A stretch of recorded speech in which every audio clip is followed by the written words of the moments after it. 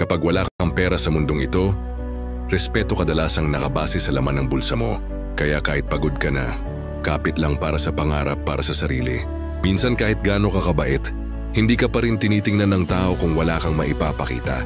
Pero tandaan, hindi pera ang sukatan ng pagkatao mo. Ginagawa mo to para sa mas magandang bukas, hindi para lang patunayan ang sarili mo sa kanila. May mga araw na gusto mo nang sumuko kasi parang walang pagbabago. Pero sa bawat araw na pinipili mong bumangon, mas lumalapit ka sa goal mo. Hindi mo lang napapansin pero lumalakas ka rin. Normal mapagod, normal ma-frustrate. Pero tandaan, hindi mo kailangang matapos lahat ngayon. Yung dahan-dahan basta tuloy-tuloy siguradong may mararating. Hindi lahat maiintindihan kung bakit ka nagsusumikap. May iba na tatawanan ka, may iba na hahatakin ka pababa. Pero wag mong hayaang mawala ang focus mo dahil lang sa ingay nila. Isipin mo lagi kung para kanino at para saan ka kumakayod. Bawat pawis, bawat puyat may kapalit yan sa tamang oras.